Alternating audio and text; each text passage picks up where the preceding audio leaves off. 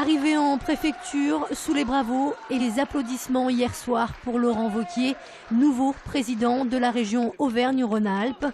Le député maire du Puy-en-Velay obtient lors de ce second tour 40,61% des voix, devant Jean-Jacques Ayral, le président socialiste sortant, avec 36,84% et Christophe Boudeau, 22,55% des voix.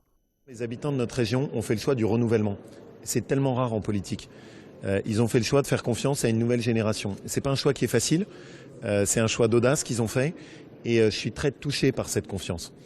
Et la deuxième chose, c'est qu'ils ont voté pour nous, beaucoup plus que ce qui était attendu, beaucoup plus que tous les pronostics, parce que je pense qu'on a été très clair, qu'on avait des convictions qui étaient claires. Et dans une période où les Français croient plus en la politique, ils demandent d'avoir des élus qui ont une colonne vertébrale, qui ne changent pas en fonction du journaliste, en fonction du sondage, en fonction des jours.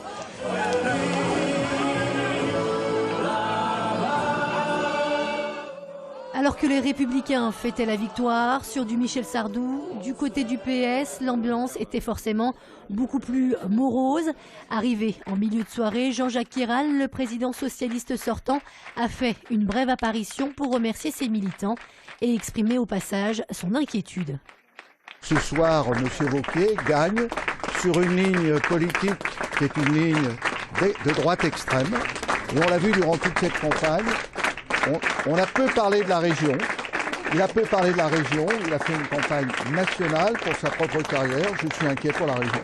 Au Front National, soirée en demi-teinte pour les militants déçus de n'avoir remporté aucune région en France, mais heureux tout de même de voir leur nombre d'élus doubler dans la future assemblée d'Auvergne-Rhône-Alpes.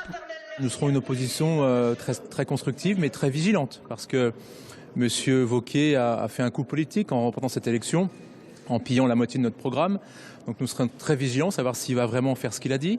Nous tiendrons par exemple des conférences de presse régulières pour pointer ses reniements, parce que je crois qu'ils seront nombreux. Notez enfin que la participation lors de ce second tour des régionales s'élève à 57,68%, soit 7 points de plus que dimanche dernier. Si l'on examine maintenant les résultats à l'échelon de la métropole, on note que c'est Jean-Jacques Ayral qui arrive en tête avec 43,3% des suffrages. Laurent Wauquiez recueille 40,3%. Quant à Christophe Boudeau, il obtient 16,3%. Et si on zoome sur la ville de Lyon, c'est là aussi le président socialiste sortant qui se classe premier avec 48,8%, suivi de Laurent Wauquiez, 39,6%.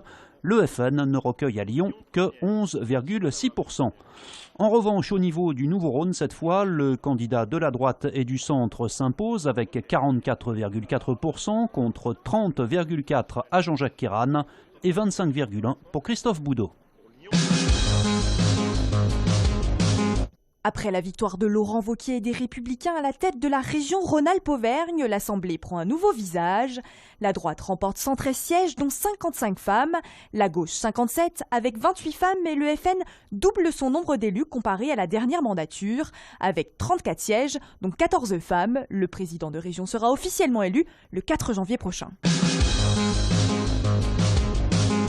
À 40 ans, Laurent Wauquiez devient donc le président de la grande région Auvergne-Rhône-Alpes.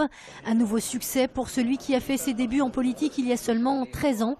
Tout juste diplômé de l'ENA, il rejoint Jacques Barrot, député maire d'Issingeaux, le premier à lui avoir donné sa chance. Jacques Barrot a été nommé à la Commission européenne et en tant que suppléant, Laurent Wauquiez est arrivé à l'Assemblée nationale. Il est même devenu, à 29 ans, c'était en 2004, le Benjamin de l'Assemblée nationale. Et c'est là qu'il a commencé un peu à émerger. Tout s'enchaîne ensuite très vite. Repéré en 2006 par François Fillon, il le nomme secrétaire d'État et porte-parole de son gouvernement en 2007. Quelques jours auparavant, il venait d'être élu député de Haute-Loire. En 2008, il décroche l'écharpe de maire du Puy-en-Velay et un nouveau portefeuille, celui de l'emploi.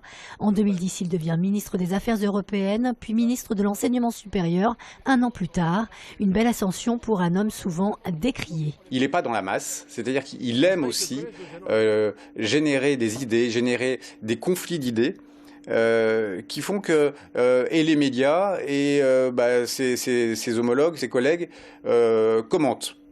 de manière parfois un peu acide, mais c'est comme ça que Laurent Wauquiez aussi fonctionne. Élu député en 2012, maire en 2014, fauteuil qu'il devrait d'ailleurs bientôt abandonner, l'homme à la veste rouge est également secrétaire général de l'UMP depuis 1 an et à présent président de région.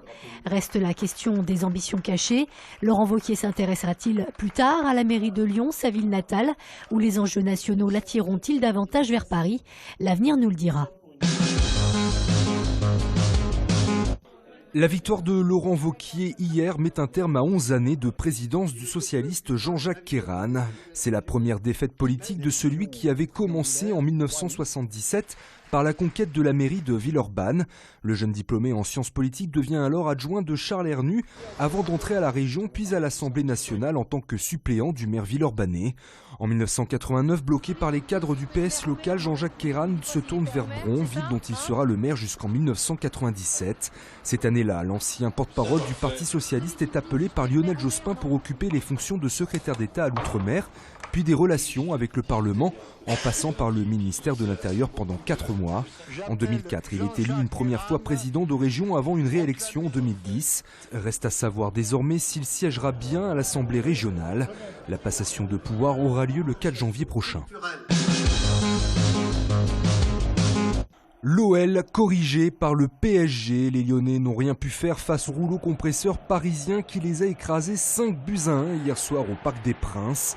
Une démonstration qui a débuté dès l'entame de match puisque le club de la capitale menait déjà de 2 buts au bout d'un quart d'heure. Seul Ferry redonnera espoir aux Lyonnais à la 24e avant de voir son équipe totalement sombrer. L'addition est salée et c'est bien Hubert Fournier qui pourrait la payer.